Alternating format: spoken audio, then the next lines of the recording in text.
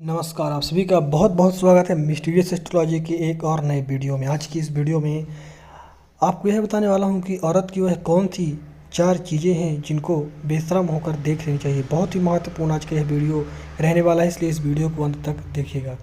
आज की इस वीडियो में बात करेंगे आखिर पत्नी की वह कौन सी चीज़ें हैं जो हर पुरुष को देखनी चाहिए। दोस्तों, जो पुरुष अपने पत्नी की इन 4 चीज़ों को देखता है वह अपने जीवन में कभी भी गरीब नहीं रहता। उसके घर में सदैव माँ लक्ष्मी का वास रहता है और माँ लक्ष्मी की कृपा दृष्टि उस पर सदैव बनी रहती है।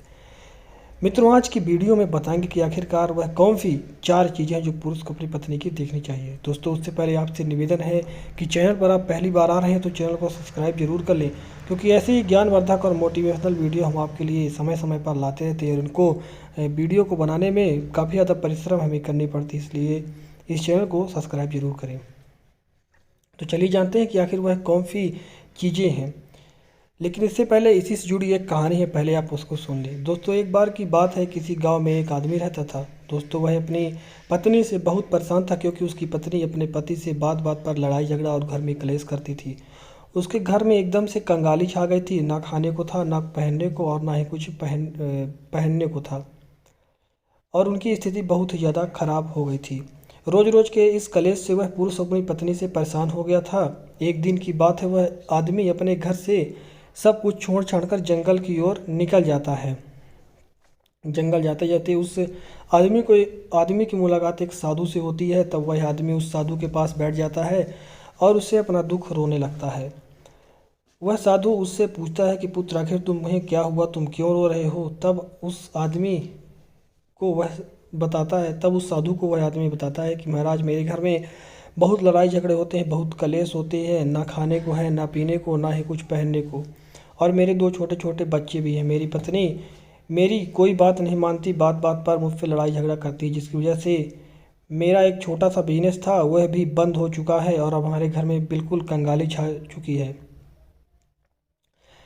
और ना कुछ खाने के लिए है, ना कुछ पीने के लिए, और ना ही कुछ पहनने के लिए। मैं पत्नी को अपने जितना भी समझाऊं, लेकिन वह नहीं मानती, लड़ाई झगड़ा करती। इसके बावजूद भी वह घर में रोज़ लड़ाई झगड़ा करती है। मैं बहुत दुखी हूँ और बहुत परेशान हूँ, इसीलिए घर को छोड़कर जंगल की ओर जा रहा था।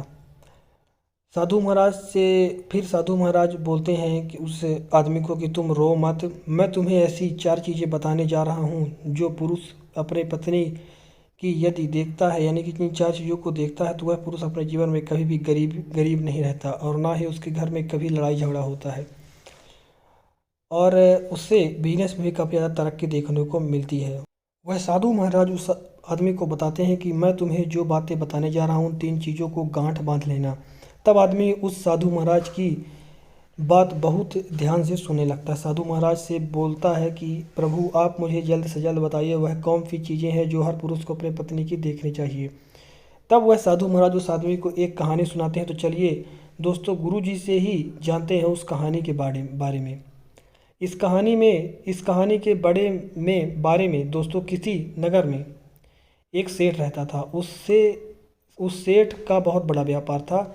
उसके घर में सेठ और उसकी पत्नी रहा करते थे। सेठ और सेठानी के बीच में काफ़ी ज़्यादा आपस में प्रेम था। उनके घर में कभी भी लड़ाई झगड़ा किसी प्रकार का नहीं होता था, ना ही क्लेश होता था। इसीलिए सदैव माँ लक्ष्मी उनके घर में वास करती थी, और उनके बिजनेस में दुगनी रात चौगुनी तरक्की होती थी। सेठ सेठानी में इतना प्रेम था कि आपस के लोग उनके इस प्रेम को देखकर जला करते थे। सेठ और सेठानी के इस प्रेम की मिसाल हर गांव वाले देते थे। ऐसा करते करते जब बात ज़्यादा फैल गई तो वह बात राजा तक भी पहुंच जाती है। दोस्तों, जब सेठ सेठानी की बात उस राजा के पास पहुंचती है तो राजा भी उनके प्रेम की मिसाल की तारीफ करते हैं और कहते हैं कि हमारे गांव में एक पुरुष और एक स्त्री ऐसी भी है जिनके घर में कभी भी लड़ाई झगड़ा नहीं होता है। उन दोनों में आपस में इतना प्रेम है कि जितना आज तक अपनी ज़िंदगी में कभी नहीं देखा होगा। एक बार की बात है, वह राजा पूरे नगर में ढिंढोरा पिटवाते हैं। कहते हैं इस राज्य में जितने भी लोग हैं वो सभी लोग अपने अपने घर में दिया जला कर रखेंगे। तब राजा की रानी अपने राजा से पूछती है कि महाराज, आखिरकार आप सभी के घर में दिया क्यों जलवा रहे हैं।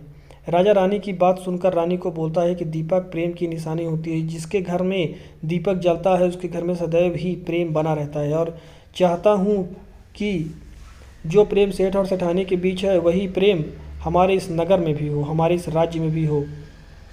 हर पति और पत्नी के बीच में हो, इसीलिए मैं हर घर में दीपक जलाना चाहता हूँ। राजा की एक पूरे नगर में ढिंढोरा पिटवाते हैं और बोलते हैं कि सभी के घरों में दीपक रात भर जलना चाहिए। राजा की बात मानकर सभी नगरवासी अपने अपने घर में दिया जलाते हैं। लेकिन मित्रों, जैसे ही आधी रात होती है सभी के घर के दीपक बुझ जाते हैं, लेकिन सेठ और सेठानी के घर का दीपक कभी नहीं बुझता है और उस दिन भी नहीं बुझा था। दीपक प्रेम की निशानी होती है और जो सेठानी थी वह अपने घर की दीपक को सदैव जलाए रखती थी, जिससे सेठ और सेठानी का प्रेम बरकरार रहे। लेकिन जो सेठानी थी वह अपनी मनमानी काम करती थी, उसका जो मन करता वही वह काम करती थी। लेकिन सेठ को इस बात से कोई भी दिक्कत नहीं होती थी, क्योंकि सेठ बहुत समझदार था। वह सोचता था कि यदि मैं अपनी पत्नी को रोक टोक करूँगा तो घर में बेवजह ही लड़ाई झगड़ा होगा। इसीलिए सेठ सेठानी की कई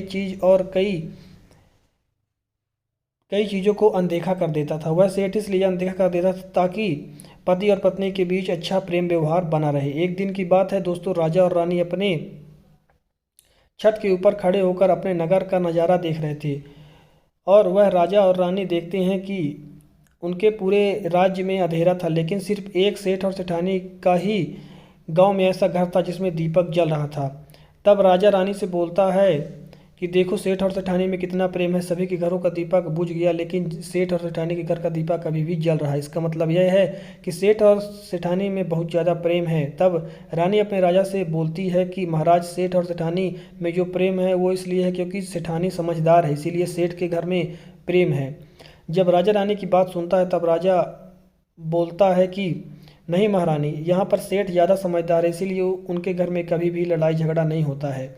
रानी बोलती है कि सेठानी समझदार है, राजा बोलते हैं कि नहीं सेठ समझदार है। दोस्तों, सेठ और सेठानी की इस बात को लेकर राजा और रानी में बहस होने लगती है। तब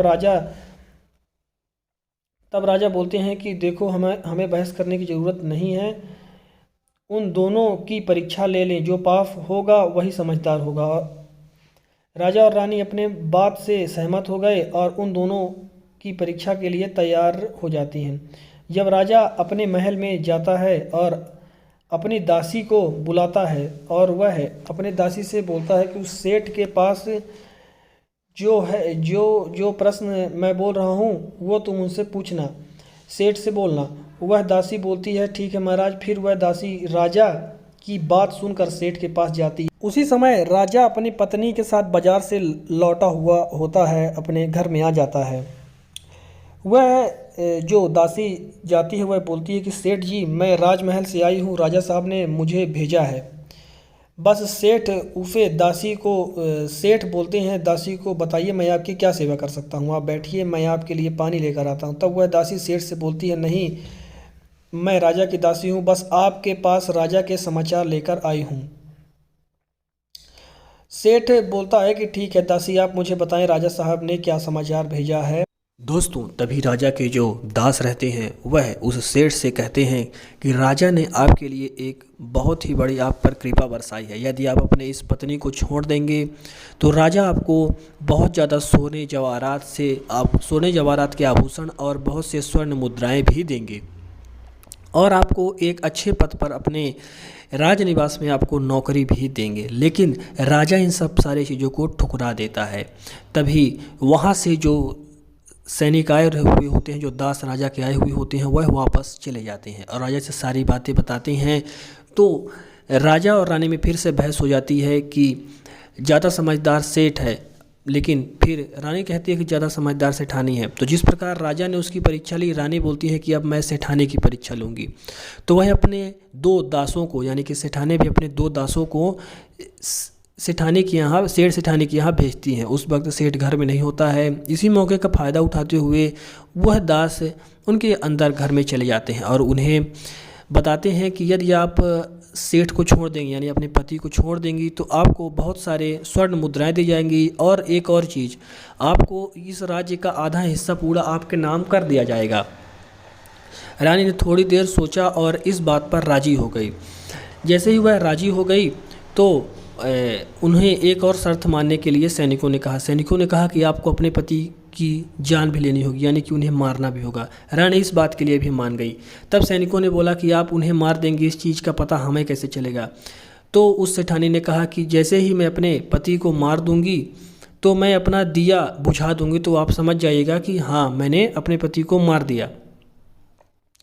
तो वह जो सैनिक रहते हैं, दास रहते हैं, वह बोलते हैं कि ठीक है, चलिए आप अपने पति को मारने के बाद दिया बुझा देंगे तो हम लोगों को पता चल जाएगा कि आपने अपने पति की जान ले ली है।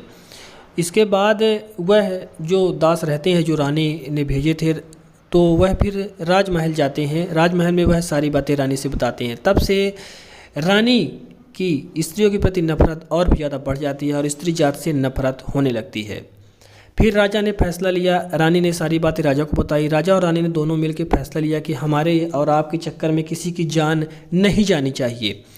तो उन्होंने अपने 2 दासों को भेजा और बोला कि यह तुम सारी बातें सेठ से बता दो। लेकिन जब वह दोनों दास उसके घर में पहुँचे तो देखा कि सेठ की वहाँ लाश पड़ी हुई थी। जब उन्होंने सेठानी से पूछा कि आपको तो रात को मारने के लिए बोला गया था, तो सेठानी ने बोला नहीं, रात को मेरे को सिर्फ दिया बुझाने के लिए मैंने बोला था, मैंने इन्हें दिन में ही जहर देकर मार दिया। तो यह सारी बातें, यह सारी कहानी वह साधु उस व्यक्ति को सुनाता है और बोलता है कि अब तो तुम्हें समझ में आ ही गया होगा कि आखिर स्त्री की कौन कौन सी चीज़ों को ध्यान से देखना चाहिए। लेकिन उस व्यक्ति को अभी भी समझ में नहीं आ रहा होता है कि कौन कौन सी स्त्री की 4 चीज़ें देखनी चाहिए। फिर वह साधु से स्पष्ट भाषा में समझाता है। चलिए वह आपको मैं बताता हूँ। सबसे पहला है जो अपने पति पत्नी की चाल चलन देखनी चाहिए। जी हाँ, चाल चलन देखनी चाहिए। उसका कैसा गुस्सा है, कैसा बर्ताव है, उस पर नियंत्रण रखने की कोशिश रखनी चाहिए। फिर साधु ने बताया कि दूसरी जो सबसे मुख्य चीज़ है जो पुरुष को अपने स्त्री की देखनी चाहिए वह यह है कि वह स्त्री कहाँ आ जा रही है। उसके घर में कभी भी लड़ाई झगड़ा नहीं होता है। यदि पुरुष अपने स्त्री की इस चीज़ को देखता है तो उसके घर में कभी लड़ाई झगड़ा नहीं होता है। और अगर वह अपनी पत्नी के ऊपर नियंत्रण कर पाता है तो कभी भी उसके यहाँ लड़ाई झगड़ा नहीं होता। इस चीज़ का विशेष ख्याल रखना चाहिए हर पुरुष को कि उसकी पत्नी कहाँ आ रही है और कहाँ जा रही है। तीसरी जो चीज़ है वह यह है कि पत्नी के अंदर चेंज देखना चाहिए। जी हाँ, उसकी पत्नी के अंदर यानी कि बोल चाल में कैसे बदलाव आ रहे हैं, उसे क्रोध पहले कम आता था अब ज़्यादा आने लगा है। इन सब चीज़ों को ध्यान से देखना चाहिए। वह आपकी इज्जत कर रही है या नहीं, इन सभी चीज़ों को देखना चाहिए। क्योंकि यदि एक स्त्री को किसी भी चीज़ के बारे में लालच दी जाए तो वह तुरंत पलट सकती है और पुरुष की जान भी ले सकती है। इसलिए सतर्कता रखनी बहुत ज़्यादा ज़रूरी है। स्त्री के मन को समझना बहुत ज़्यादा ज़रूरी है। उनके हाव भाव को भी समझना बहुत आवश्यक है, वरना उसी सेठ की तरह बहुत से लोग जान गंवा देते हैं। क्योंकि स्त्रियां जो होती हैं तो वह बहुत ही लालची होती हैं। इन सभी चीज़ों का जो जिक्र हमारे धर्मशास्त्रों और पुराणों में किया गया है कि स्त्री बहुत ज़्यादा लोभी होती हैं, इसलिए वह बहुत ज़्यादा जल्दी लोभ में फंस जाती हैं। यदि उनको लालच दिया जाए तो वह बहुत ज़्यादा आवेश में किसी के भी कुछ भी करने के लिए तैयार हो जाती हैं। तो यही सभी चीज़ें उस साधु महात्मा ने उस व्यक्ति को बताई और उस व्यक्ति ने इन सभी चीज़ों की गांठ बांध ली। तो आप भी इन चीज़ों की गांठ बांध लें, इन चीज़ों को अच्छे से याद रख लें। हाव भाव और जो अन्य चीज़ें हमने आपको बताई, इन चीज़ों को अच्छे से आप समझ लें, तभी आप सुखद जीवन जी सकती हैं। तो आज की इस विशेष वीडियो में बस इतना ही। हर हर महादेव, जय श्री कृष्णा। कैसी लगी आपको ये वीडियो कमेंट बॉक्स में ज़रूर बताएं। कमेंट बॉक्स में जय श्री कृष्णा अवश्य लिखें। राधे राधे।